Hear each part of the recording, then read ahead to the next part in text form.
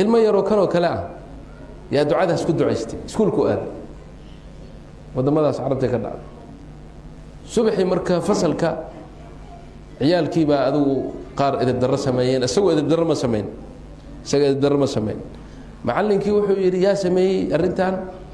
way sheegi waayeen wuxuu yidhi kulli waa idin dilayaa mid walbaba waa inaan 5 ulood ku dhuftaa gacmaha taaga kanuu ka soo bilaab yarkii markuu soo gaaray yarkii wuxuu yidhi macallin aniga ma idili kartid maxaa dhacay maxaa ku dili waay wuxuu yidhi aniga gurigayga saaka markaan ka soo baxay waxaan idhi bismi illaah tawakkaltu cala allah walaa xawla walaa quwata ila billah waxaana la ii yidhi malag baa ii dhawaaqay sida nebigu noo sheegay wuxuu yidhi wuqiita wa kufiita wa hudiit wuqiita waa lagu ilaaliyey wax ma kugu dhacayo wahudiita waa lagu hanuuniyey ma garatay marka maadaama ilaahay uu saas ii ballan qaaday ducadaasna aan ducaystay ima dili kartid ilaahay baa iga kaa celinaya macallinkii daba waa macallin muslim uu yaabay arrintii arrin yablay ku noqotay wuxuu yidhi war bal hadalkaa ku celi wuxuu yidhi yaa macallim aniga awalan idib darro ma samayn ثانيا aniga ima dili kartid liannu saaka waxaan kusoo ducaystay ducadaas ilaahay baa iga kaa celinaya macallinka wuu cabsaday wuxuu yidhi wallahi inaana ku dilay laakiin ina keen wuxuu u geeyey mudiirkii dhannahay madrasada u geeyey wuxuu yidhi ninkii manager maxaa la yidhaha meesha maamulaha iskuulka rectorkii buu u geeyey wuxuu yidhi dhagayso yarkaan saasuu yidhi ninkii mudiirka ahaana madrasadii oo dhan buu soo ururiyey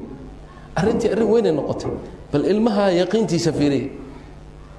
yaqiin dhab ah maadaama uu xadiidkaas maqlay waxaa lagu yidhi ilaahay baa ku ilaaliyey wuxuu yidhi ima taaban kartid macallinow maxaa yeelay maanta ilaahay baa iga kaa ilaalinaya ducadaas ma soo iloobin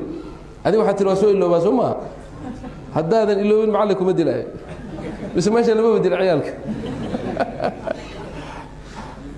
allahu latiifun bicibaadi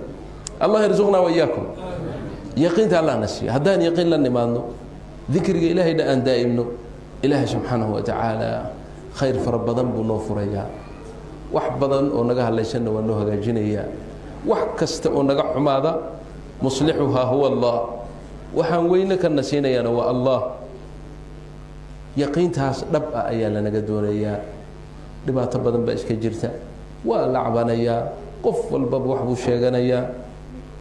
alladii yaqdii xaajataka huwa allah asbaabtii aada u mari lahayduun adigu ha gafin asbaabta aad u mari lahayd waa maxay tawasaluu ilayhi bilcamali الصaalix yaa ayuha aladiina aamanuu اtaquu اllah wاbtaguu ilayhi اlwasiila wajahiduu fii sabiilihi lacalakum tuflixuun asbaabtii kuu sahli lahayd adigu la imow ilaahayna bari xaajadaada ilahay waa kuu gudaya